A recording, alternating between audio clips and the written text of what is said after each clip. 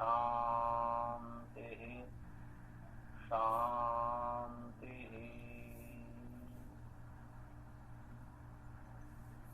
येन धौता गिरः पुंसाम् विमलैः शब्दवारिभिः तमश्चाज्ञानजं भिन्नम् तस्मै पाणिनये नमः। वाक्यकारं वरुरुचिं भाष्यकारं पतञ्जलिं पाणिनिसूत्रकारं च प्रणतोऽस्मि मुनित्रयम्।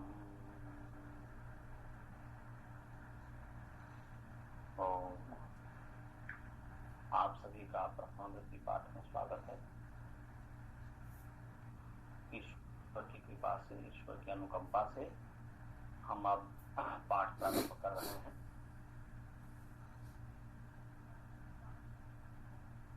हाँ, क्या क्या है, बोलिए।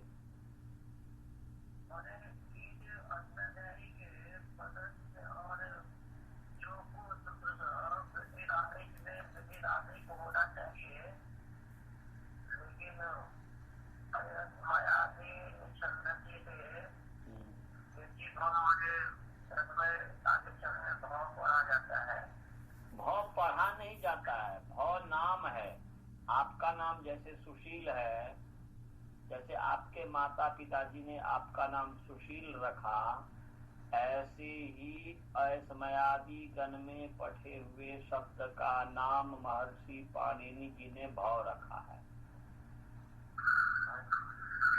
भाव नाम है। पद जैसे एक संज्ञा है, वैसे ही भाव भी एक संज्ञा है। जैसे सुशील एक संज्ञा है, बालबोध एक संज्ञा है, श्रवण एक संज्ञा है, अनंत शब्द एक संज्ञा है, ऐसे ही भाव एक संज्ञा है। और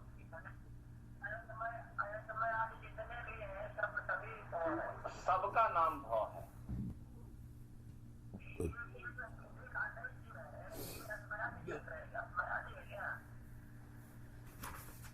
असमयादि का अर्थ होता है अयस्मयः आदि येषाम, ऐसा शब्दों का समूह जिसके आदि में अयस्मय हो, उस पूरे शब्द जो समुदाय है उसका नाम अयस्मयादि है। तो अयस्मयादि जो गण है, अयस्मयादि जो ग्रुप है, ये आकृति गण है। कौन सा गण है? आकृति गण। और आकृति गण का मतलब क्या होता है जी? कि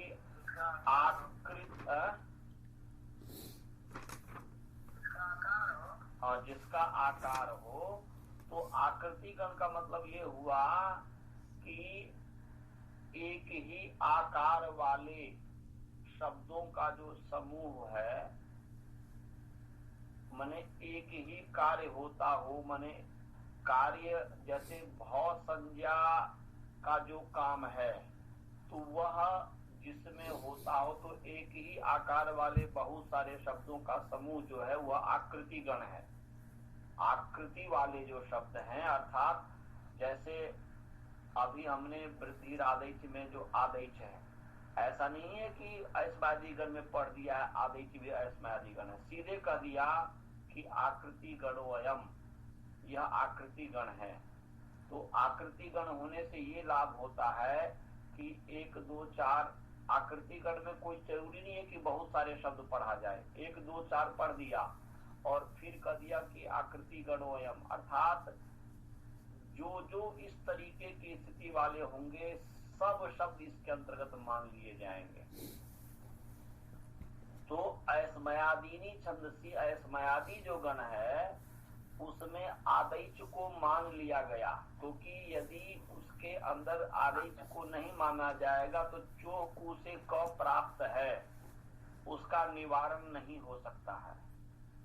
तो उस पदत्व को निषेध करने के लिए, पदत्व का पद संज्ञा को बांधने के लिए भाव संज्ञा कर दिया, जिसके कारण चोह को नहीं हुआ। तो ये आकृति गण है। आकृति गण में अनंत शब्द हैं, बहुत सारे शब्द हैं।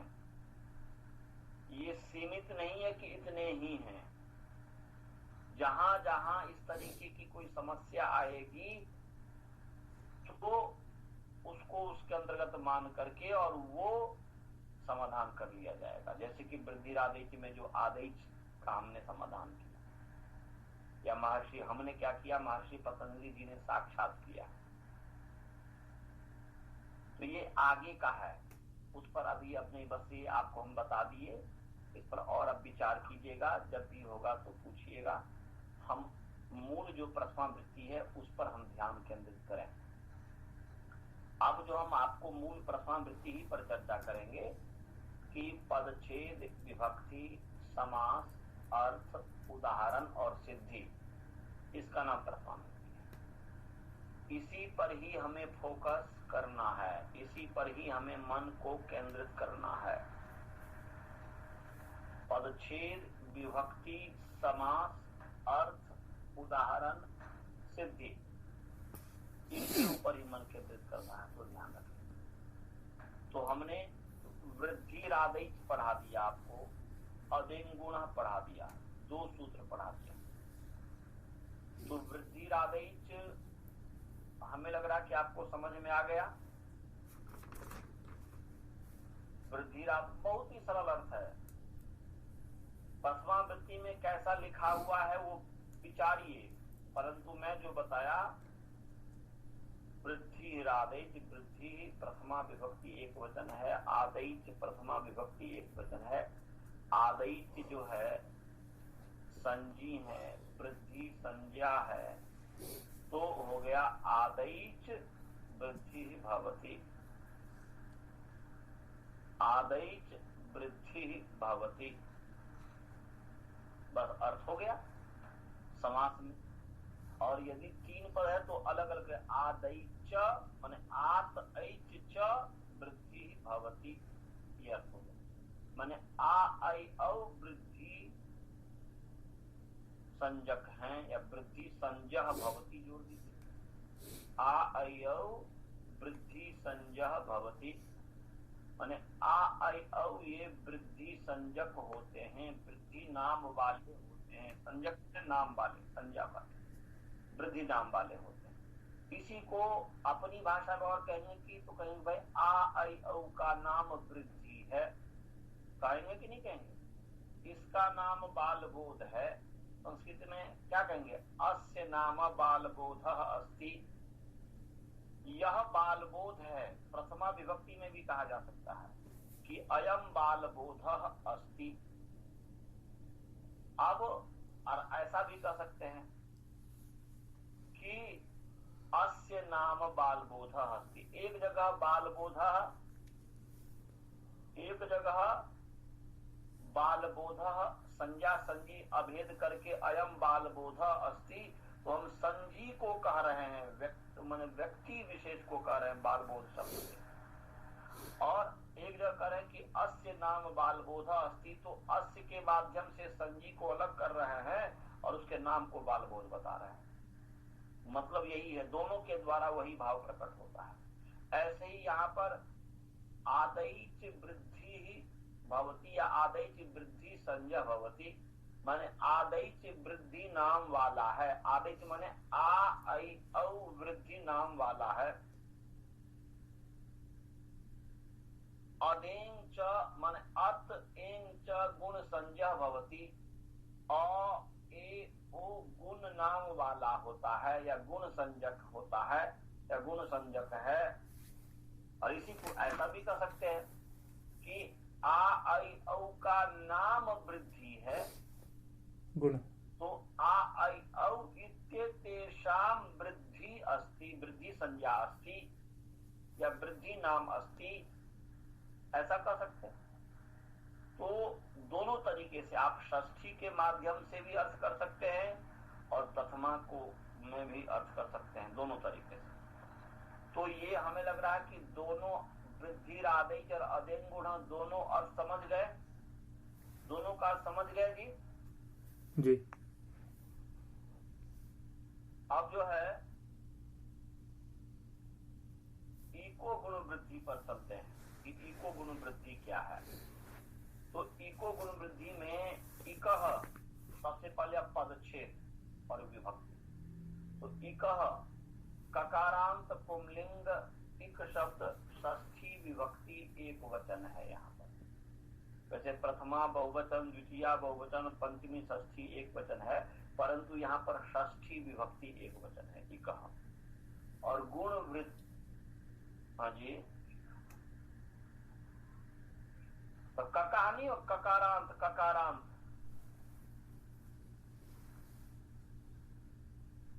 आप सामने अष्टाध्यायी देखो और कहां पर लिखा हुआ है सकारांत, कहीं 100 दिखता है आपको? तो इक प्रत्याहार है, इक प्रत्याहार है, तो ककारांत होगा ना जी।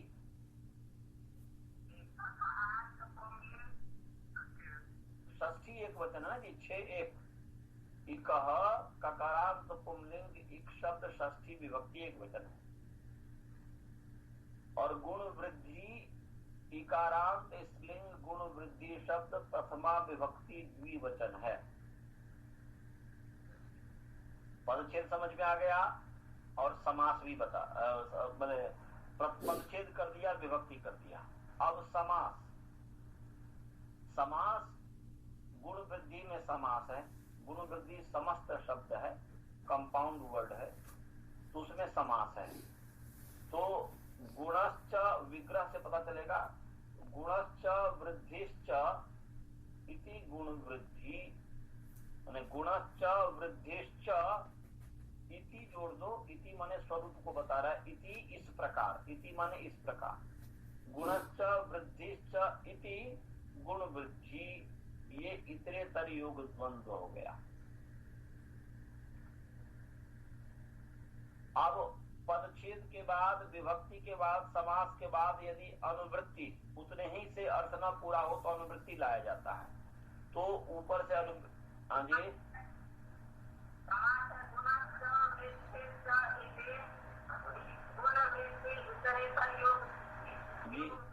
जी इतरेतर योग द्वंद्व समास है जी। तो अब ऊपर से अनुवृत्ति आएगी, वृद्धि आदेश से वृद्धि की और अदेन गुण से गुण की अनुवृत्ति आएगी। तो इन दोनों में से किसी को भी आप मान सकते हैं, परंतु ऊपर से गुण और वृद्धि शब्द की जो अनुवृत्ति आ रही है वह जो है संज्ञा परक है, और गुण की कहा गुण वृद्धि, इको गुण वृद्धि में जो गुण वृद्धि है वह संजी परक है। माने जैसे मैं बताया कि यह बाल बोध है, तो बाल बोध है, यहाँ पर बाल बोध संज्ञा नहीं है, संज्ञा बाला, बाल बोध नाम वाला व्यक्ति को कहा जा रहा है कि यह बाल बोध है। नाम और नामी में अभेद संबंध होता है, इसीलिए तो कह दिया, किसी साहित्यकार ने लिखा है कि रामेति द्व्यक्षरम नामा मान भंग पिनाकिना, ये कालिदास साहब लिखते हैं कि राम इति द्व्यक्षरम नामा मान भंग पिनाकिना। भगवान शंकर को बहुत ही घमंड हो गया था कि मैं बहुत ही बड़ा हूं, सबसे बड़ा हूं, तो उनके घमंड को राम जी ने तोड़ दिया। तो कोई प्रसंग है उसमें है, तो राम इति द्व्यक्षरम नामा मान भंग पिनाकिना, ये राम जो 2 अक्षर का नाम है, पिनाकी माने शंकर, पिनाकी के मान को भंग कर दिया। जो अभिमान में चूर हो गया था शंकर जी, तो उनके मान को भंग कर दिया। अब देखो, दो अक्षर का नाम किसी के मान को भंग कर सकता है क्या? यहाँ पर राम शब्द और राम जिसका नाम है, उन दोनों में अभेद संबंध है। इसीलिए यहाँ पर राम और उसमें द्वक्षरम नाम का कर दिया कि राम दो अक्षर वाला नाम से युक्त जो व्यक्ति है, उसने शंकर के पिनाकी के अभिमान को समाप्त कर दिया, भंग कर दिया। तो कहने का अभिप्राय यह है कि नाम और नामी में अभेद संबंध है। तो कहीं पर नाम से नामी लिया जाता है और कहीं पर नाम से नामी भी ले लिया जाता है। हम जब कहते हैं अयम बालबोधः अस्ति, तो वहां पर बालबोधः का मतलब नाम नहीं, नाम से युक्त नामी लिया जा रहा है। और कहेंगे अस्य नाम बालबोधः अस्ति, तो वहां पर बालबोध का अर्थ नाम लिया जा रहा है। समझ में आ रहा है कि नहीं बालबोध जी? हाँ, आप ही का उदाहरण दे देकर के मैं समझा रहा हूं कि इस चीज को आप लोग को समझ में आना चाहिए। तो नाम और नामी में अभेद संबंध होता है। नाम और नामी में अभेद संबंध होने के कारण कहीं पर नाम से नाम का बोध हो जाता है और कहीं पर नाम से नामी का बोध हो जाता है। तो ऐसे ही गुण वृद्धि आदेश से वृद्धि और अदेन गुणा से गुण की जो वृत्ति आ रही है, वहां से तो वो तो संज्ञावाचक ही है। वह तो वृद्धि माने वृद्धि नाम, गुण माने गुण नाम। जो आयु का नाम जो गुण है, आयु का नाम जो वृद्धि है और ए का नाम जो गुण है, तो वह नाम। परंतु इको गुण वृद्धि में जो गुण वृद्धि है वह जो है संज्ञी है, माने गुण माने ए और वृद्धि माने आ आई यौ। इतना समझ में आ गया?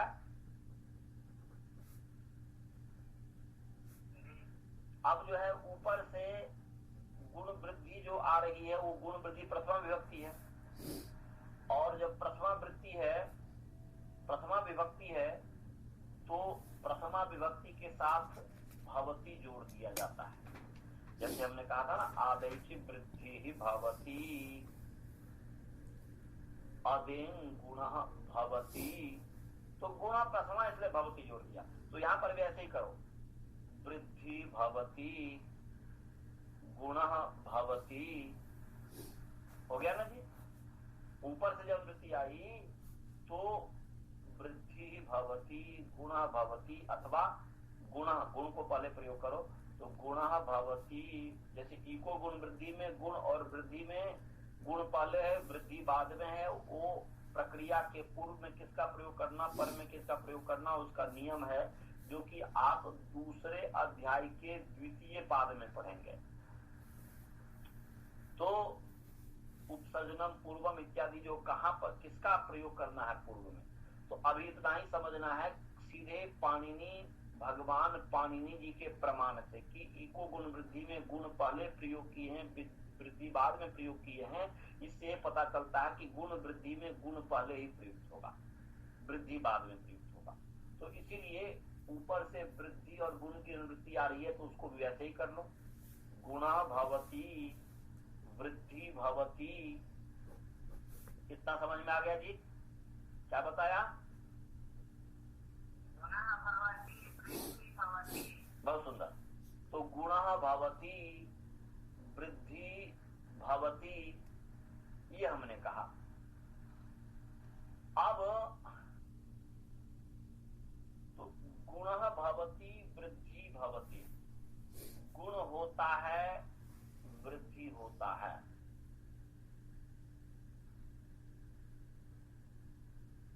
इति इसमें यत्र का अध्याहार कर लेंगे।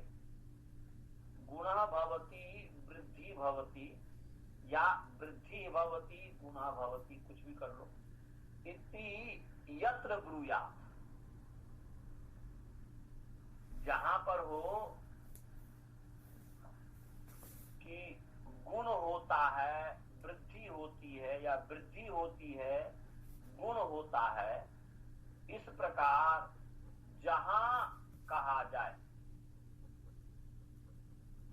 तो वहां जो वृद्धि और गुण होगा वहां पर इक के स्थान में गुण वृद्धि होगा, ये कहना चाह रहा है।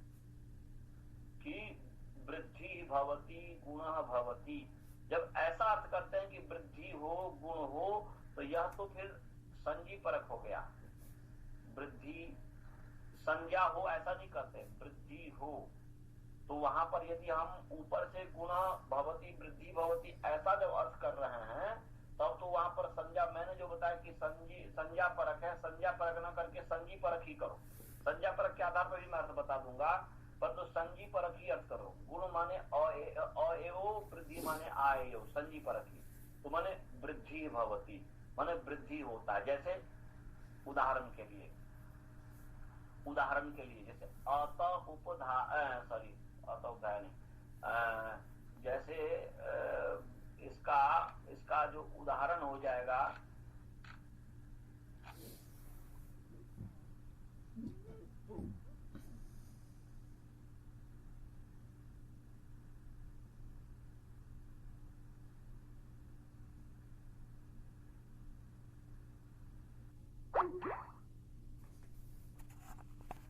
कि कुछ ऐसे सूत्र हैं जो वृद्धि आदेश करता है, कुछ ऐसे सूत्र हैं जो गुण आदेश करता है। जैसे कि अष्टाध्यायी का सूत्र है सार्वधातु कार्ध धातु का योग। क्या सूत्र है जी?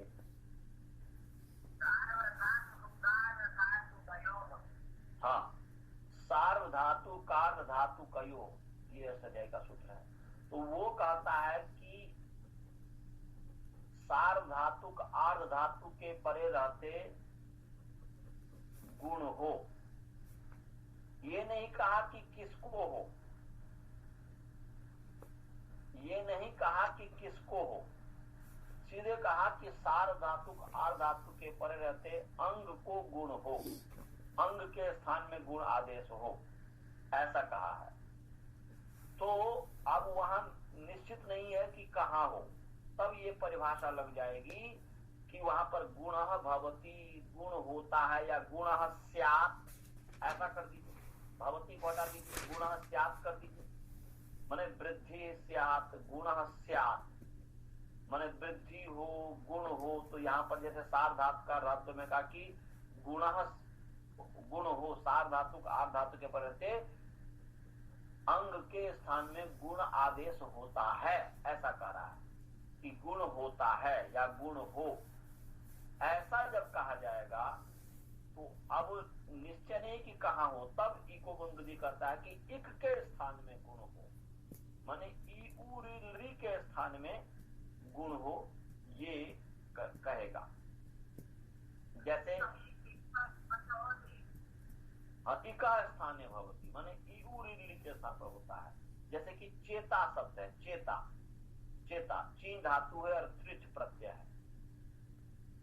तो चीन धातु पर त्रिच प्रत्यय होगा, तो अब यहाँ पर त्रिच के परे रहते सार धातु कार धातु का ऐसे गुण हो रहा है कि भाई त्रिच जो है सार आर धातु प्रत्यय है, तो उस आर धातु के परे रहते ची को गुण हो रहा है। अब ची को किसको गुण हो पता नहीं है, तो फिर कहता है कि इक को माने ची में जो ई है उसको गुण होगा, और फिर ई को ए हो जाएगा। तो ये निर्णय करता है। और नियमे नियम कारिणी परिभाषा होती, जहां पर मतलब पता नहीं हो कि किसको गुण हो, तो वहां पर ये परिभाषा उपस्थित हो जाती है कि इका स्थाने गुण वृत्ति भवतः, माने इक के स्थान में गुण वृत्ति होते हैं।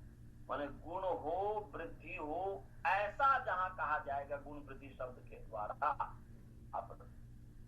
भाई गुण हो वृद्धि हो किसके द्वारा कहा जाएगा? गुण वृद्धि शब्द के द्वारा कहा जाएगा। इसलिए गुणः भवति वृद्धि भवति इति यत्र गुण वृद्धि शब्दाभ्याम गुण वृद्धि विधीयते तत्र इका स्थाने गुण वृद्धि भवतः, या तत्र जी एक माने ई और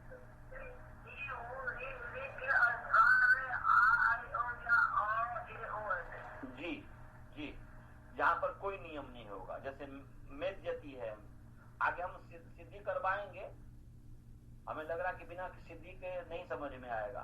केवल यदि मैं सोचा कि मैं 10 सूत्र पहले मैं अर्थ बता दूं तो नहीं समझ में आएगा। हमें लग रहा है कि वो साथ साथ ये करना पड़ेगा, सिद्धि भी करना पड़ेगा, तब समझ में आएगा। अस्तु, चलिए, तो इसके बाद हम सिद्धि करवाना शुरू करेंगे, फिर तब वो आगे नहीं पढ़ाएंगे तो कितनी वैसे समझ में आएगा आपको। इको गुण वृद्धि में इतना समझ लीजिए, ऊपर से गुण और वृद्धि की जब वृद्धि आ रही है तो गुण और वृद्धि, गुण हो वृद्धि हो ऐसा कह करके जहां पर गुण वृद्धि का विधान किया जाएगा, माने गुण भवति वृद्धि भवति यत्र गुण वृद्धि शब्दाभ्याम गुण वृद्धि विधीयते तत्र इकः स्थाने गुण वृद्धि भवता। माने गुण हो वृद्धि हो ऐसा कह करके गुण वृद्धि शब्द के द्वारा जहां गुण वृद्धि का विधान किया जाएगा वहां पर इक के स्थान में गुण वृद्धि होगा। अर्थात कहने का अभिप्राय है कि वहां पर इक पद पहुंच जाएगा। समझ में आ रहा है कि नहीं समझ में आ रहा है?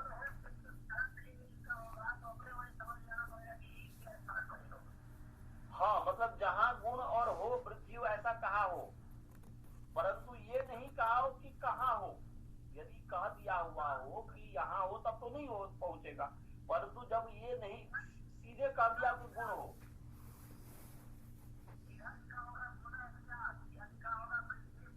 बस गुण माने सार ऐसा लिखा है कि सार धातु का आर धातु के परे रहते, सार धातु का आर धातु के परे रहते अंग को गुण हो। अब अंग तो पूरा है, अब अंग में किसको गुण हो सो पता नहीं है, तो वहां पर जो है इक पहुंच जाएगा।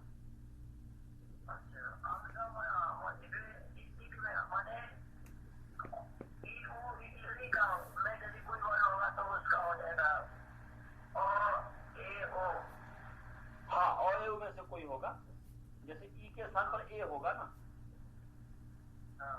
ई के स्थान पर ए होगा,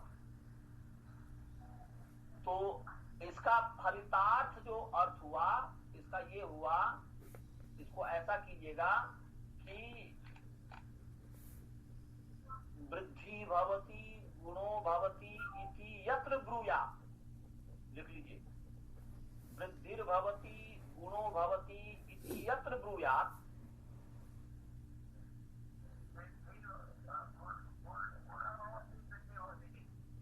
हाँ, या कुछ भी बोल दीजिए कोई, वो तो गुण वृद्धि में गुण पहले प्रयुक्त होता है।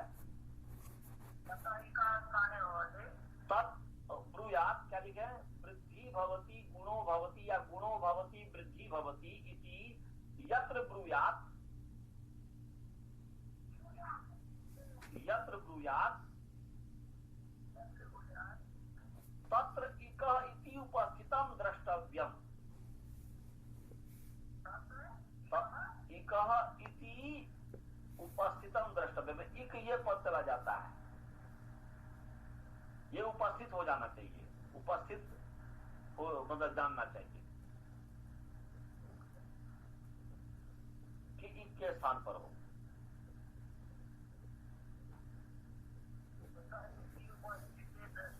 उपस्थितम द्रष्टव्यम, उपस्थितम द्रष्टव्यम।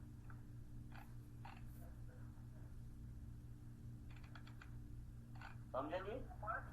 उपस्थितम माने उपस्थित जानना चाहिए, उपस्थितम द्रष्टव्यम। वृद्धि भवति गुणो भवति इति यत्र ब्रूयात्, वृद्धि भवति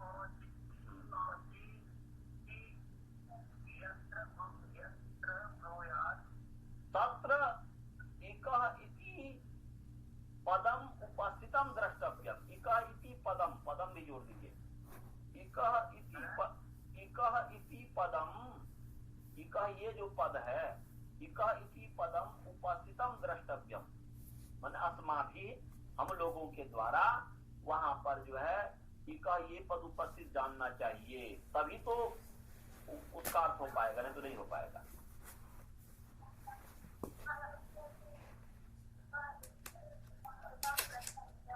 हाँ, इकः इति उपस्थितम द्रष्टव्यम।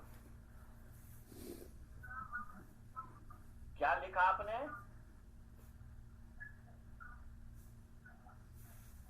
क्या लिखा है एक बार बोलो।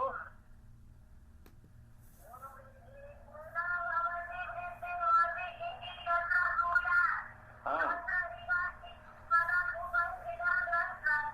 वेरी नाइस, ये हो गया।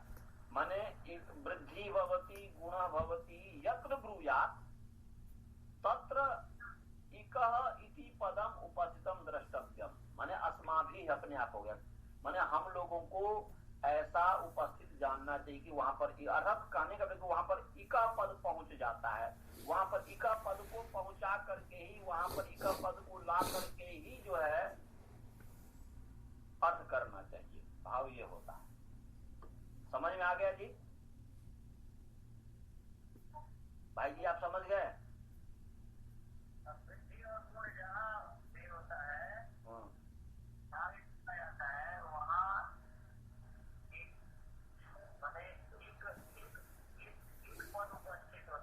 इका पद उपस्थित।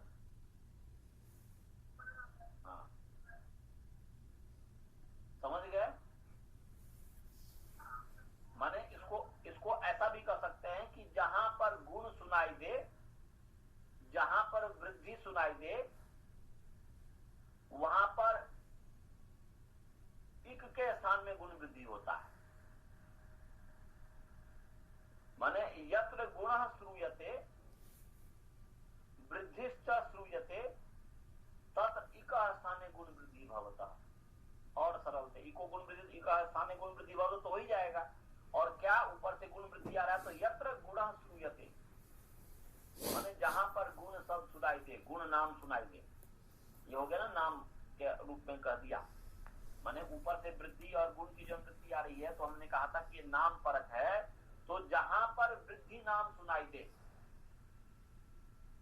सार्धात कार्धात कयो, तो सार्धात कार्धात कयो परता गुण स्यात्, गुण सुनाई दे रहा है, गुण नाम सुनाई दे रहा है। वहां पर गुण का मतलब है अये हो, तो गुण नाम सुनाई तो दिया।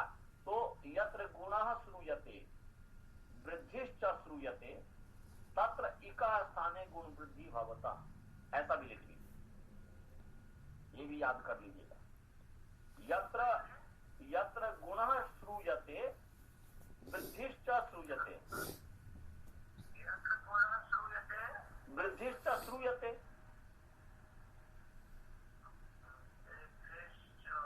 श्रूयते तत्र इकः स्थाने गुण वृद्धि भवतः।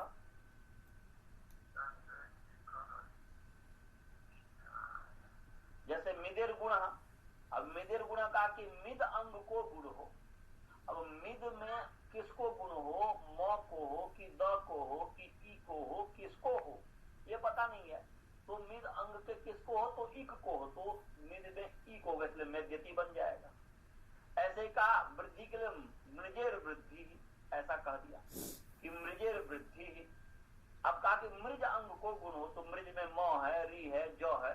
अब किसको गुण हो, सॉरी वृद्धि हो, पता नहीं, वापस है इक को हो तो री इक है, इसलिए उसको इसलिए मार्ष्टी बन जाएगा, मृज वृद्धि से हो जाएगा मार्ष्टी। तो अर्थात कहने का अभिप्राय है कि यत्र गुणा, इसको एक ही क्रिया, यत्र गुणा श्रूयते वृद्धि श्रूयते, दो हमने क्रिया लगा दिया, दो लगाने की आवश्यकता नहीं है। और सरल करना चाहे तो कह देंगे यत्र गुणा वृद्धि श्रूयते, एक ही क्रिया को दो श्रूयते श्रूयते दो बार और सरलता के लिए किया था। यदि एक वाक्य बनाना चाहें एक ही क्रिया से तो यत्र गुणा वृद्धि श्रूयते तत्र इकः स्थाने गुण वृद्धि भवतः।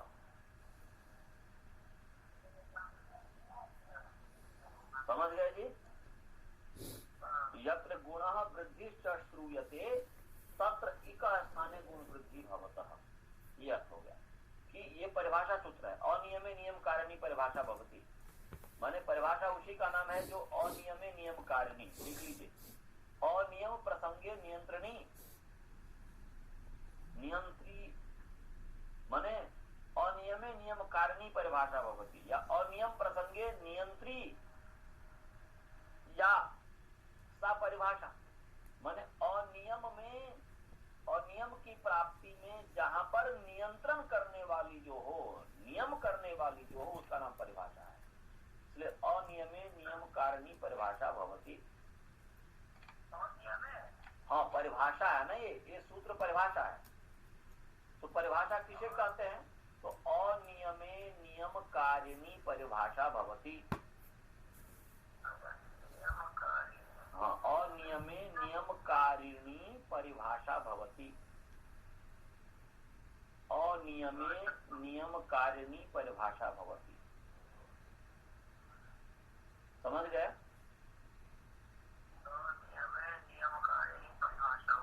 भवति माने जहां नियम नहीं हो वहां पर जो नियम करने वाली हो, अर्थात उसको नियंत्रित जो करने वाली हो, तो अनियम प्रसंगे नियंत्रिया सा परिभाषा हो करते हैं। अनियमे नियम कारणीया माने नियंत्रिया सा परिभाषा। आनंद जी आपको समझ में आ रहा है? जी आचार्य जी। और स्काइप में जितने भी उन सबको समझ में आ रहा है? हाँ समझ में आ रहा है। गुण वृद्धि का अर्थ है कि वृद्धि भवति गुणो भवति इति यत्र ब्रूयात् तत् इति पदम उपस्थितम द्रष्टव्यम। यह हो गया कि माने वृद्धि होता है, गुण होता है, वृद्धि होती है, गुण होता है, ऐसा जहां पर कहा जाए वहां पर जो है ये इका पद उपस्थित हो जाएगा। और इसका मतलब ये हुआ कि गुण जहां सुनाई देगा, वृद्धि जहां सुनाई देगी, वहां पर इक के स्थान में गुण वृद्धि होते हैं, ऐसा इसका मतलब हुआ। इसलिए गुणः वृद्धिश्च यत्र गुणः वृद्धिश्च श्रूयते तत् इक स्थाने गुण वृद्धि भवता। कि माने जहां पर गुण माने यत्र गुणः वृद्धिश्च श्रूयते तत् इक स्थाने गुण वृद्धि भवता। ये इसको और भी ये करना चाहें तो इसका मतलब ये हुआ अपनी और सरल भाषा में, तो सरल भाषा क्या मतलब, तो और इसमें तो भाई इसका मतलब कि गुण वृद्धि शब्द के द्वारा जहां पर गुण वृद्धि का विधान किया जाएगा तो वहां पर ये इका पद उपस्थित समझना चाहिए। तो इसलिए कह दिया, सिद्धांत कौमुदीकार कहता है कि गुण वृद्धि शब्दाभ्याम यत्र गुण वृद्धि विधीयते तत्र इका इति पदम उपस्थितम द्रष्टव्यम। उपस्थितम माने जहां पर गुण वृद्धि शब्द के द्वारा जहां गुण वृद्धि का विधान किया जाएगा वहां पर इका ये षष्ठ्यंतम पद जो है उपस्थित हो जाता है। तो गुण वृद्धि शब्दाभ्याम यत्र गुण वृद्धि विधीयते तत्र इका इति षष्ठ्यंतम पदम उपस्थितम भवति। ये सिद्धांत कौमुदीकार का भाव ऐसा ही है। अभी मैंने सिद्धांत कौमुदी खोला हुआ नहीं है, परंतु हमने ऐसे ही ये याद किया था उसमें भी कि गुण वृद्धि शब्दाभ्याम यत्र गुण वृद्धि विधीयते तत्र इका इति षष्ठ्यंतम पदम उपस्थितम द्रष्टव्यम, ऐसा हमारे मुख में आ रहा, चल ऐसा हो। तो कहने का अभिप्राय है कि गुण वृद्धि शब्द के द्वारा जहां पर गुण वृद्धि का विधान किया जाएगा वहां इका ये षष्ठ्यंत पद उपस्थित हो जाएगा। समझ में आया जी? हेलो, हाँ, गुण वृद्धि शब्द के द्वारा जहां गुण वृद्धि विधान किया जाएगा, गुण वृद्धि शब्दाभ्याम यत्र गुण वृद्धि विधीयते तत्र इका इति षष्ठ्यंतम पदम उपस्थितम भवति। वहां पर ये षष्ठ्यंत पद उपस्थित होता है, माने इका स्थाने गुण वृद्धि भवता है, ये मतलब हुआ। और इसी को प्रथम वृत्ति में अपनी भाषा में कह रहे हैं कि वृद्धि स्यात् गुणः स्यात् इति गुण वृद्धि शब्दाभ्याम यत्र गुण वृद्धि विधीयते तत् इका इति षष्ठ्यंतम पदम उपस्थितम द्रष्टव्यम। ये कह रहे हैं कि वृद्धि हो, गुण हो, ऐसा गुण वृद्धि शब्द के द्वारा जहां गुण वृद्धि का विधान किया जाता है वहां इका ये षष्ठ्यंत पद उपस्थित हो जाता है। उपस्थित जानना चाहिए, देखना चाहिए, अर्थात उसी की व्याख्या करें तत्र इक स्थाने भवता इत्यर्थ, वहां इक के स्थान में गुण वृद्धि होते हैं, ये इसका अर्थ। हाँ,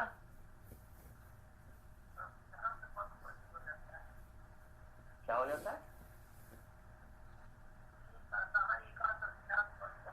तो इका षष्ठी विभक्ति नहीं है, नहीं नहीं, इक नहीं होगा, इक षष्ठ्यंत, इक पूरा पद उपस्थित होगा तभी तो अर्थ होगा ना जी। इक ये पूरा षष्ठ्यंत पद वहां उपस्थित होगा कि इक के स्थान में गुण वृद्धि हो, षष्ठ्यंत होगा तभी तो के स्थान में अर्थ होगा ना जी। इक के इक षष्ठ्यंत पद उपस्थित होगा, ये समझिएगा। इस प्रकार इक माने गुण, माने गुणो वृद्धि यत्र श्रूयते, या यत्र गुण वृद्धि श्रूयते तत् इक स्थान गुण वृद्धि होता, तो वहां इक के स्थान से इक षष्ठ्यंत पद उपस्थित होगा तभी होगा ना जी। समझ गए? अब लग रहा है कि आप लोगों को समझ में आया होगा। अब जो है हम वृद्धि आदेश पर आ जाएं उदाहरण के ऊपर, क्योंकि उदाहरण को ले लेकर के चलते हैं। उदाहरण ये इसमें 18 या 19 जो भी है, इसको यदि आप कर लेते हैं तो प्रथम पाद अच्छा से हो जाएगा, समझिए प्रथम पाद आपको अच्छे से समझ में आने लग जाएगा। तो भागः त्यागः यागः, ये 3 उदाहरण है इसमें। तो पहले हम भागः को लेते हैं। भागः, हमारा लक्ष्य है भागः को भागः को सिद्ध करना कि भागः कैसे बना। हमारा लक्ष्य क्या है जी? भागः को सिद्ध करना हमारा लक्ष्य है कि भागः तक पहुंचना है। मूल इसका धातु है भज धातु है। क्या धातु है जी? भज। भज, जौ के ऊपर चंद्र बिंदु दीजिएगा, आधा चंद्रमा की तरह चंद्र बिंदु अनुनासिक। भज क्या धातु है? भज। इसका अर्थ है सेवायाम। क्या है जी? सेवायाम, ये अर्थ है। अब जो है सिद्धि करना जरूरी है, तो भज सेवायाम। क्या है जी? भज ज में अनुनासिक दीजिएगा तो ध्यान रखेंगे। भज सेवायाम। क्या है जी? हाँ, माने इसका अर्थ हुआ कि सेवायाम अर्थे भज धातु प्रयोगो भवति, माने सेवा अर्थ में भज धातु का प्रयोग होता है, या सेवा अर्थ में भज धातु है, तो सेवायाम अर्थे भज धातु अस्ति। माने भज का अर्थ है सेवा, माने सेवा अर्थ में भज धातु है। भज धातु जो होता है किस अर्थ में? सेवा अर्थ में। सेवायाम सप्तमी व्यक्ति है, इसलिए हो जाएगा भज सेवायाम का अर्थ हुआ सेवायाम अर्थे भज धातु भवती। भवती जोड़ देना है, सेवायाम भज धातु भवती, माने सेवा अर्थ में भज धातु है या भज धातु अस्ति। सेवा अर्थ में भज धातु है। किस अर्थ में भज धातु है जी? हाँ, तो भज धातु है, धातु है भज, सेवायाम उसका अर्थ है। और ये वादिगण की धातु है। किस गण की धातु है जी? माने धातु जो पाठ है उसके संबंध में कुछ बता दूं। धातु का जो समूह है, शब्दों का जो समूह है वह गण पाठ है, और धातुओं का जो समूह है वह धातु पाठ है। तो धातु पाठ जो है, धातु पाठ का जो समूह, धातु पाठ जो है उसको 10 गण में विभक्त किया गया है। भगवान पाणिनि जी ने, महर्षि पाणिनि जी ने 10 भाग में विभक्त किए, उन्होंने 10 सेक्शन बनाया है। और 10 सेक्शन में पहला जो सेक्शन है, पहला जो ग्रुप है, पहला जो भाग है, उसका नाम दिया है उस गण का जो पहला धातु है उसके आधार पर। दूसरा जो सेक्शन है उसका भी जो पहला धातु है उसके आधार पर उसका, अर्थात 10 सेक्शन है, 10 विभाग है, 10 गण है, 10 ग्रुप है। उसमें जो उन ग्रुप का जो नाम दिया गया हुआ है, उसमें जो पहला जो धातु है उसके आधार पर नाम दिया है। समझ में आया जी? जैसे पहला गण है वादी गण, पहला क्या है जी?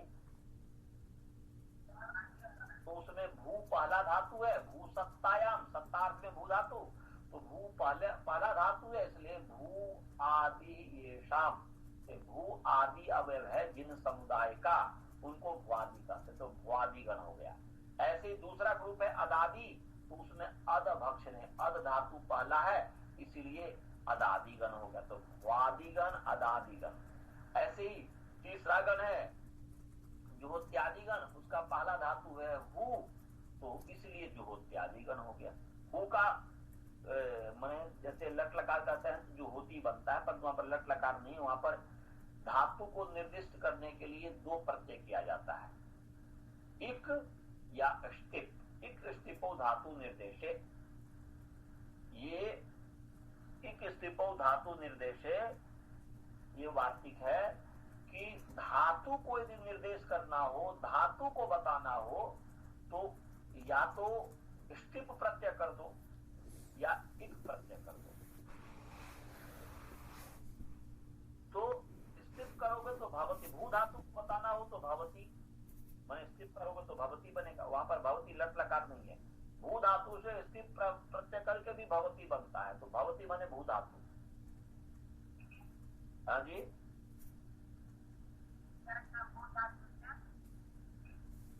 अभी उसमें नहीं जाओ, उसमें बाद में बताऊंगा, अपने आप समझ में आने लग जाएगा। मैं बोल रहा हूं कि यदि कहीं पर भगवती दिखे इस तरीके से लट लकार का नहीं हो, तो उसका मतलब भू धातु, ये समझ लो कि एक स्टिपौ धातु निर्देशे, माने धातु को निर्देश करने में दो प्रत्यय का प्रयोग किया जाता है, एक प्रत्यय का प्रयोग किया जाता है, या स्टिप तालव्य श त संयुक्त ह्रस्व ईकार प हलंत, स्टिप, इक स्टिपौ धातु निर्देशे, लिख लो, इक स्टिपौ धातु निर्देशे।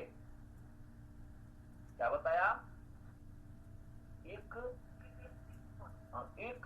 एक प्रत्यय है, वहां एक प्रत्याहार नहीं, एक प्रत्यय, एक स्टिपौ धातु निर्देशे, माने धातु को निर्देश करने में एक प्रत्यय होता है या स्टिप प्रत्यय होता है।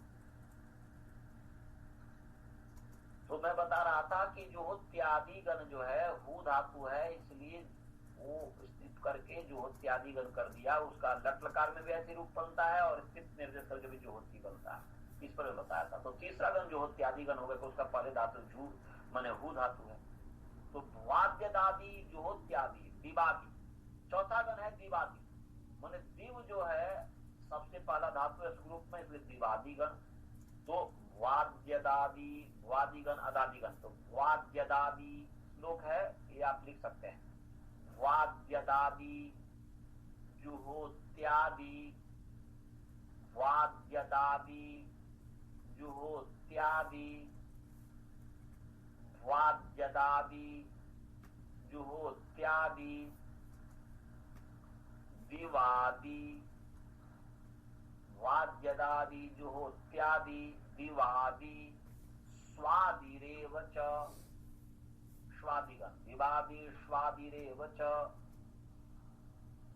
दिवादी स्वादिरेव च, वाद्यदादि जुहोत्यादि, दिवादी स्वादिरेव च,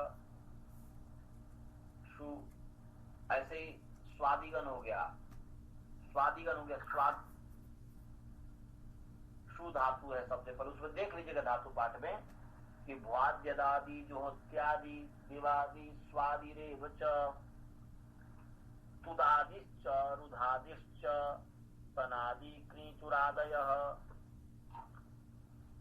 वाद्यदादि जुहोत्यादि, दिवादी स्वादिरेव च, स्वादि में शून्य अभिशव है, स्वादिगण में सबसे पहले शून्य धातु है, तो स्वादिरेव च, तुदादिश्च रुधादिश्च, तुदादिश्च रुधादिश्च तनादि क्रीय, दुक्रीय द्रव्य विनिमय, क्रीय तनादिश्च तुदादिश्च रुधादिश्च तनादि क्री चुरादय, तनादि क्री चुरादय। क्र में क नीचे जो प्रकार वाला नीचे र होगा और दीर्घ ईकार होगा, क्री यह हलन। तनादि क्री चुरादय, ये जिस क्रम से धातु पाठ में है उसी क्रम से श्लोक बना हुआ है। तो भ्वाद्यदादि जुहोत्यादि विवादी स्वादिरेव च सुदादिश्च रुधादिश्च तनादि क्री चुरादय। एक बार फिर मैं बोल रहा हूँ लास्ट। भ्वाद्यदादि जुहोत्यादि क्रिय क्रिय क्रिय क्रियादिगण हो जाएगा, अलग क्रियादि क्रियादिगण होता है, क्रियादिगण। इसलिए चुरादय क्री और चूर के साथ कर दिया ना आदय, माने क्रियादिगण और चुरादिगण ऐसा हो गया। वाद्यदादि जुहोत्यादि विवादी स्वादिरेव च सुदादिश्च रुधादिश्च तनादि क्री चुरादय। तनादि क्री चुरादय, क्री और चुरादि एक साथ कर दिया, क्री चुरादय। लिख लिया? क्या लिखे?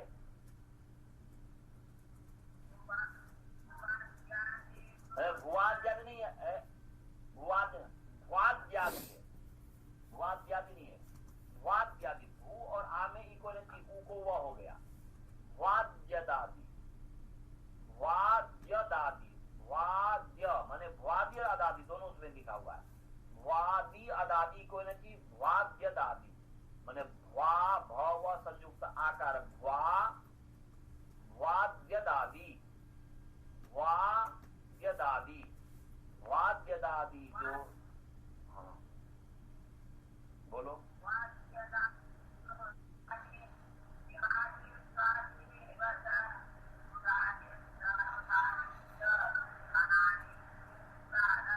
Very nice. तो ये 10 गण का 10 है। तो उन गण में सबसे पहला जो धातु है उसके आधार पर नाम रख दिया। ऐसे ही गण पाठ में भी ऐसे ही होता है। अस्मयादि छंदसी का मतलब क्या हुआ, उसमें सबसे पहले असमय शब्द पढ़ा हुआ है इसलिए अस्मयादि गण रख दिया।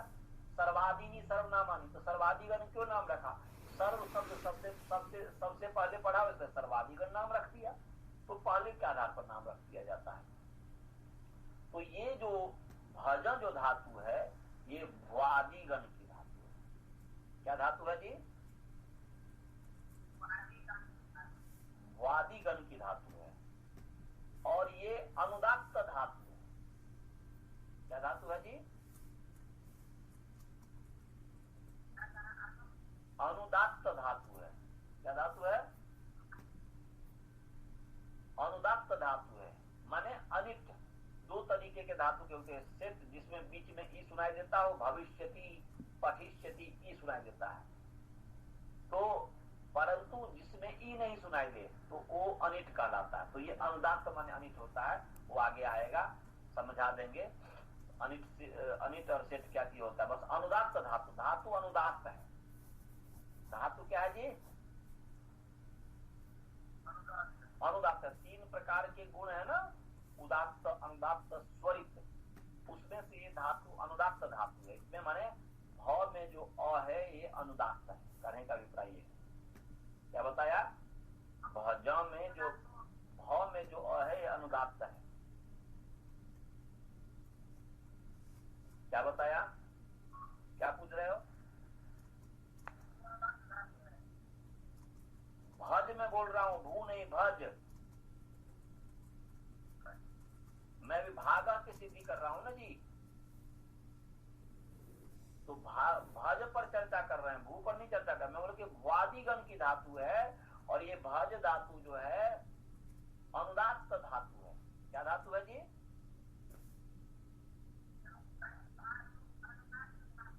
अनुदात्त धातु का मतलब ये हुआ कि उदात्त अनुदात्त स्वरित तो स्वर का भेद है। तो भाव में जो अ है वह अनुदात्त है, ये मतलब हुआ इसका मतलब। और ज में जो अ है वह अनुदात्त नहीं है, वह स्वरित है और उसकी संज्ञा हो जाती है, इसलिए स्वरितित है। माने ये अनुदात्त धातु है और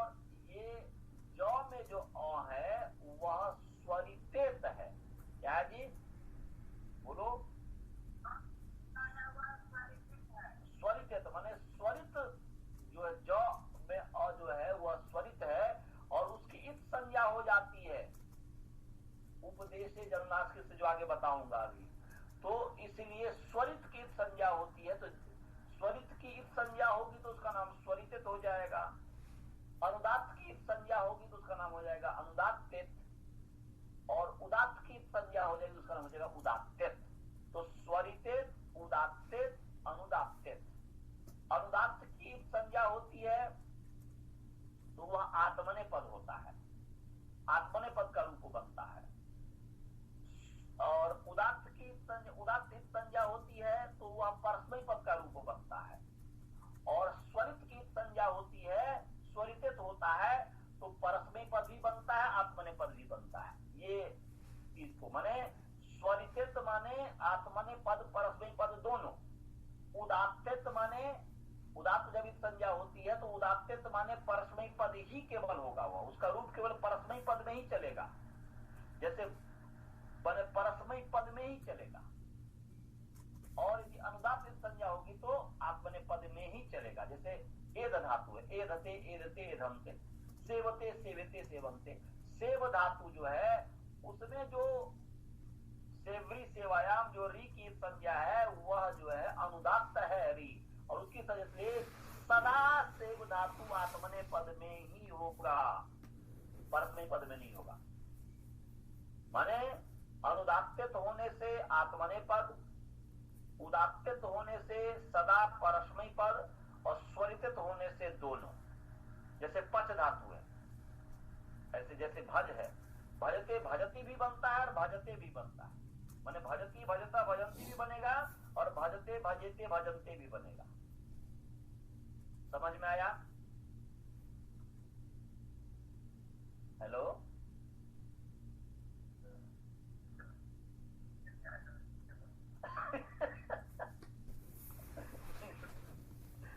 अच्छा आप समझे भाई जी? अच्छा आप नहीं समझे, मैं बोल रहा हूं कि देखो, देखिए 3 गुण होता है ना, उदात्त अनुदात्त स्वरित। ये वर्णोच्चारण शिक्षा का विषय है जो कि हमने पढ़ाया हुआ वर्णोच्चारण शिक्षा। 3 गुण होते हैं, वर्णों के धर्म है, अच जो स्वर जो वर्ण है उनके धर्म है, उदात्त अनुदात्त स्वरित। वैसे 7 धर्म है, मूल 3 धर्म है, उदात्त अनुदात्त स्वरित। इतना समझ में आ गया? ये स्वर वर्णों के धर्म है। इतना समझ में आया कि नहीं? चाहे जो भी हो तो वो गुण हो, ऊंचे स्वर में बोलना है, गुण नहीं है। ऊंचे स्वर में जिसको बोला जाए, केवल ऊंचे स्वर में बोलने का ही नाम नहीं है। आश्चर्य प्रकट करने वाले जितने भी भाव हैं, जो भी शब्द मन जब आश्चर्य व्यक्ति प्रकट करता है उस समय जैसा बोलता है तो वह उदात्त में होता है। जो डर वाले हैं वह सब उदात्त में होता है। जो भी मैंने कहने का अभिप्राय है कि जो भी ये व्यक्ति के अंदर उत्साह देने वाले जो भी शब्द हैं वह उदात्त वाले हैं। उदात्त जो मैंने उत्साह देने के लिए जो भी बोला जाता है, अपने वाणी में जो लोच लाया जाता है, अपने वाणी में जो परिवर्तन किया जाता है वह उदात्त है। जैसे स्वामी विवेकानंद जी जो है यहां पर आकर के उदात्त में बोले थे, तो ये है। तो इस पर मैंने बताया हुआ है, फिर आएगा, फिर इस पर चर्चा करेंगे। मैं ये कह रहा हूं कि वर्णों के अच जो वर्ण है, स्वर जो वर्ण है, स्वर वर्ण के 3 धर्म हैं। जैसे सानुनासिक, अनुनासिक जैसे उसका धर्म है, नाक से बोला जाता है तो नाक से बोलना धर्म है नास, उसमें ऐसे ही उदात्त अनुदात्त स्वरित भी धर्म है वर्णों का। कौन से वर्णों का? स्वर वर्णों का। समझ में आया कि ये भी नहीं समझ में आया? ये वर्णोच्चारण शिक्षा का पाठ है, यहाँ पर वो नहीं पढ़ाया जाएगा। यहाँ मतलब इतना ही समझिए कि वर्णों का धर्म है। ये धर्म होता है ना, सुंदरता, कृष्णता, मनुष्यता, जिसमें मनुष्यता, मनुष्यत्व इत्यादि जो लगता है वो धर्म होता है। वर्णों का जो गुण है वह वर्णों का धर्म है। वर्णों का जो गुण है वह वर्ण गंधवती पृथ्वी, गंध पृथ्वी का गुण है, इसलिए गंधत्व जो है पृथ्वी का धर्म है। तो उदात्त अनुदात्त स्वरित जो है ये वर्ण है, और उदात्तत्व अनुदात्तत्व स्वरितत्व ये सब वर्णों का धर्म है। तो वह उदात्त का ही मतलब समझ लीजिए, उदात्त वर्णों का धर्म, अनुदात्त वर्णों का धर्म, स्वरित वर्णों का धर्म, स्वर वर्णों का धर्म है, अच वर्णों का धर्म है। तो जब उदात्त हित होगा, उदात्त जो वर्णों का धर्म है, अर्थात तो वह उदात्त जो वर्ण है, उदात्तत्व वर्ण से युक्त जो उदात्त वर्ण है, वह जब इत होगा, उसका नाम जब इत पड़ेगा तो उदात्तित हुआ। और अनुदात्त जो वर्णों का धर्म है, वह अनुदात्तत्व धर्म से युक्त जो अनुदात्त वर्ण है, उसका नाम जब इत होगा तो वह अनुदात्तित हो जाएगा। और जो स्वरित जो वर्णों का अच वर्णों का धर्म है, उस स्वरितत्व धर्म से युक्त जो स्वरित वर्ण स्वरित अच होगा, उसका नाम जब इत पड़ेगा तो वह स्वरितित हो जाएगा। इत हुआ कि तस लोप से लोप हो जाता है उसका। तो इसलिए स्वरितित हुआ तो उभय पदी होगा, परस्मै पद में भी चलेगा, आत्मने पद में भी चलेगा। अनुदात्तित होगा तो आत्मने पद में ही चलेगा, और उदात्तित होगा तो वह क्या कहते हैं कि परस्मै पद में चलेगा। तो मैं बता रहा हूं कि भज धातु स्वरितेत है। क्या है? हाँ, और अनुदात्तित होगा तो आत्मने पद में चलेगा, स्वरितित होगा तो दोनों में चलेगा, परस्मै पद आत्मने पद दोनों में, उभय पदी में।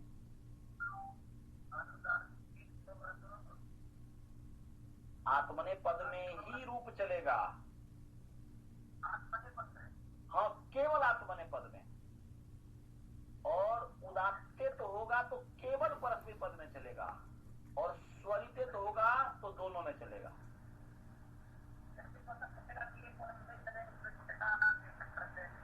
तो उसी से पता चल, जैसे मैं स्वरितित बोल दिया आपको कि ये धातु स्वरितित है, इसका मतलब है कि दोनों में रूप चलेगा। जैसे अभी हमने आपको बताया कि ये धातु स्वरितित है, इसका मतलब आपने क्या समझा?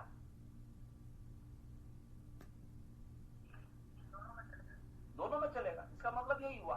चिन्ह है, चिन्ह माने महर्षि पाणिनि ने जो ये किया है कि वो चिन्ह दिया कि वह स्वरित का इत संज्ञा जो किया है, स्वरित पढ़ा हुआ है कि भजो में ज में जो अ है वह स्वरित है, इसलिए पढ़ा है क्योंकि ये दोनों में रूप चलेगी।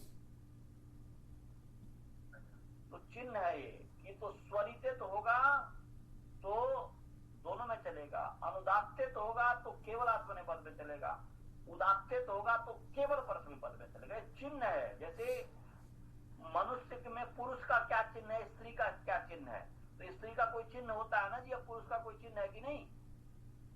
चिन्ह से ही तो हम स्त्री पुरुष को पहचानते हैं। ऐसे ही कौन सा धातु आत्मने पद का है, कौन सा धातु परस्मै पद का है, कौन सा धातु दोनों में चलता है, इससे पता क्या है उसका चिन्ह क्या है? तो यही चिन्ह है, अनुदात्तित, स्वरितित और उदात्तित।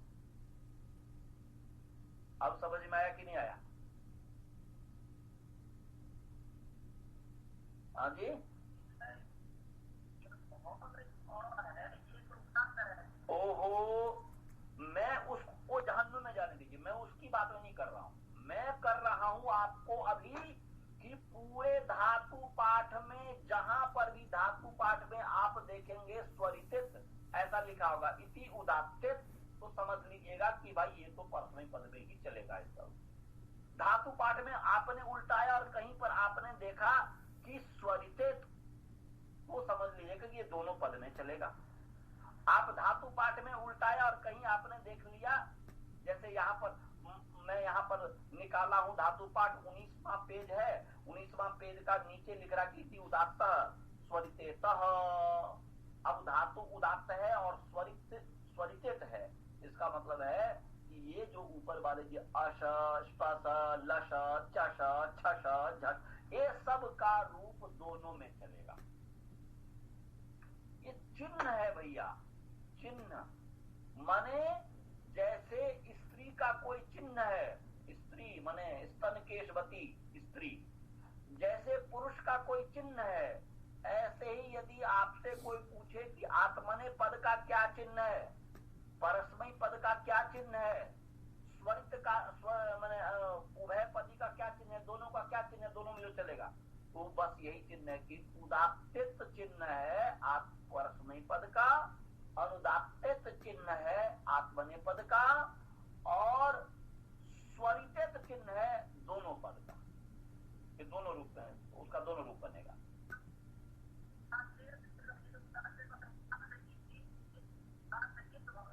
हाँ, माने जहां पर महर्षि पाणिनि जी उदात्त की इत संज्ञा की है वो उदात्तित हो गया, जहां पर महर्षि पाणिनि जी अनुदात्त की इत संज्ञा की है वो अनुदात्तित हो गया, जहां पर महर्षि पाणिनि जी स्वरित का नाम इत रखा है, स्वरित की संज्ञा को स्वरित हो गया। अभी भी नहीं समझ में आया?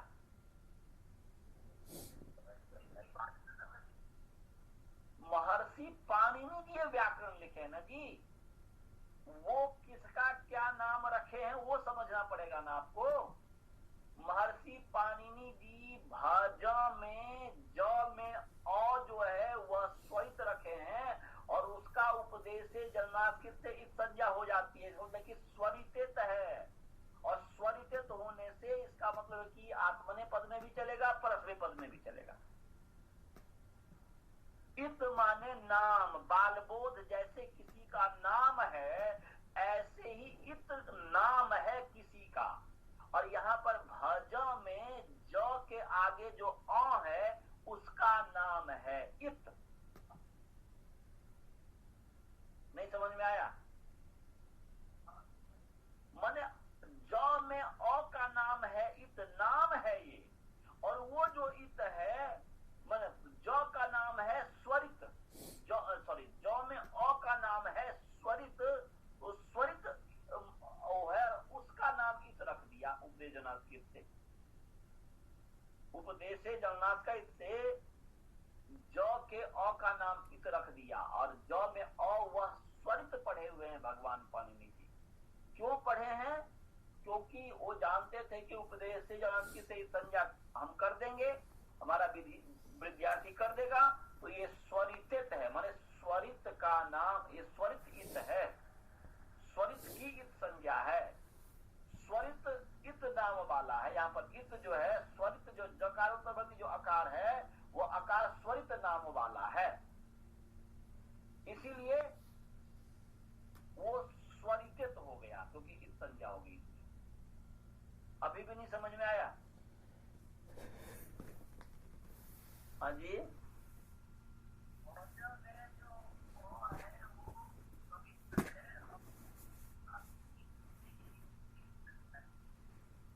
संज्ञा माने क्या समझते हैं आप? संज्ञा माने क्या समझते हैं? संज्ञा माने क्या समझते हैं आप, ये मैं पूछना चाहता हूं। नाम, संज्ञा माने नाम, संज्ञा माने नाम। अब किससे हुई है वो बात की बात है, मैं अभी केवल प्रतिज्ञा कर रहा हूं कि ज में जो अ है वह स्वरित है, महर्षि पाणिनि ने पढ़ा है, और उसका नाम इत है। मैं भी प्रतिज्ञा कर रहा हूं, किससे हुआ है, हलंत्यम से हुआ या उपदेश जनास्कृत से, वो बाद की बात है। अभी तो मैं केवल प्रतिज्ञा किया हूं कि ज में जो अ है वह स्वरित है, ये प्रतिज्ञा नहीं किया हूं, ये वास्तव में है, उसका नाम इत है। किससे है वो बात की बात है, नाम इत है। जैसे अई उल में न का नाम इत है, रील रिक में क का नाम इत है, ऐसे ही ज में अ का नाम इत है। हाँ जी, तो यही तो ज का नामित हुआ, तो ज में अ का नामित हुआ तो स्वरित हुआ कि नहीं? मैं तो बोला कि स्वरित, स्वरित का नाम यहाँ पर इत है। मैं कहूँगा बाल बोध का नाम दूसरा नाम इत रख दे रहा हूं, तो मैं बोलूंगा बाल बोध, बाल बोधित,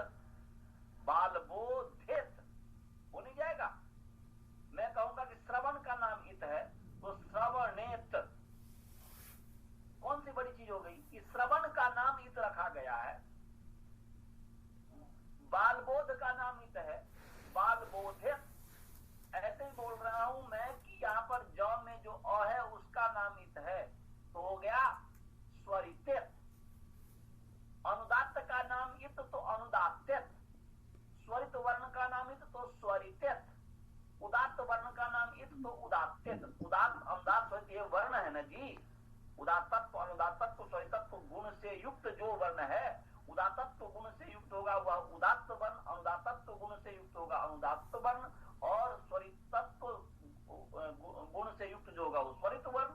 तो उदात्त अनुदात्त स्वरित वर्ण जो है, तो उदात्त का नाम इत तो उदात्तित, अनुदात्त का नाम इत माने अनुदात्त वर्ण लीजिएगा, अनुदात्त वर्ण का नाम इत तो अनुदात्तित, और स्वरित वर्ण का नाम इत तो स्वरितित। तो भाजा में जकार उत्तरवर्ती अकार स्वरित, इस स्वरित वर्ण का नाम इत है, इसलिए स्वरितित। अभी भी नहीं समझ में आया? हाँ तो समझ गए। तो बस हम तो ये बताए आपको कि भाई उदात्तित जो धातु होगा उसको परस्मयी पद में रूप चलेगा, उसका रूप परस्मयी पद में चलेगा। अनुदात्तित जो होगा उसका रूप आत्मनेय पद में चलेगा, और स्वरितित जो होगा उसका रूप उभय पदी चलेगा। उभय पद माने परस्मयी पद आत्मनेय पद दोनों में चलेगा। समझ में आ गया जी।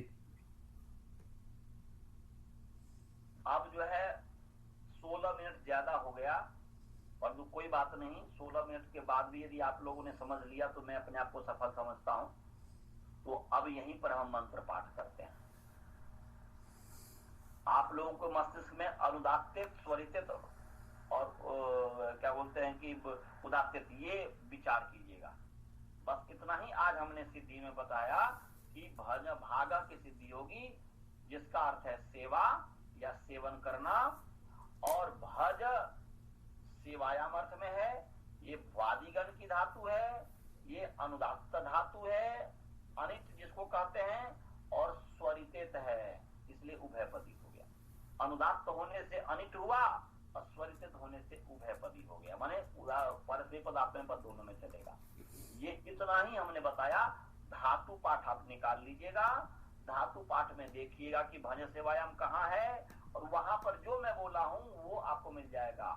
अनुदात्त मिलेगा, धातु अनुदात्त है और स्वरितित है।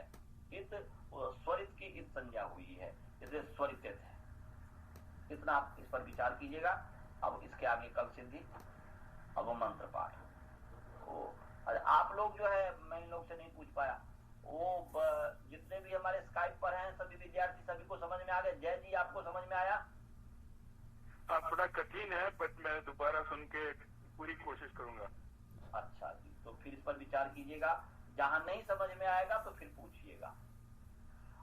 और पाठ में जब हर दिन आएंगे तभी समझ में आएगा, कभी आया कभी नहीं आया, उससे लाभ नहीं होगा। आपको परिश्रम करना पड़ेगा। यदि आप देखिएगा कि परिश्रम यदि आप दिन में सुन सके फिर ये करें तो अच्छा रहेगा। स्वाति बहन जी, आपको समझ में आ गया? अच्छा, और वो सुनीता जी तो शायद आई थी फिर चली गई लग रहा है।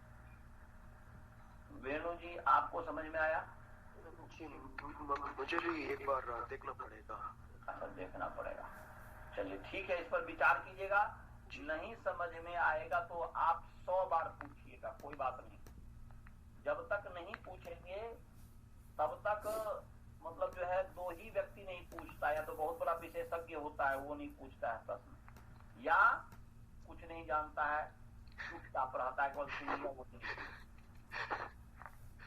तो इसीलिए हम चाहते हैं कि प्रश्न पूछना है, क्योंकि विशेषज्ञ तो है नहीं, अभी विद्यार्थी हैं। इसलिए जितना आप प्रश्न पूछेंगे उतना मुझे खुशी होगी। और प्रश्न तभी पूछेंगे जबकि आप उसको पढ़ेंगे, जब उसको सुनेंगे। अनंत जी, आपको समझ में आ गया? जी सर। चलिए जी, मंत्र पाठ। ओम पूर्णमदः पूर्णमिदं पूर्णात् पूर्णमुदच्यते पूर्णस्य पूर्णमादाय पूर्णमेवावशिष्यते। ओम शांति शांति शांति। चलिए, सभी को सादर नमस्ते। नमस्ते। पहले दिन नमस्ते।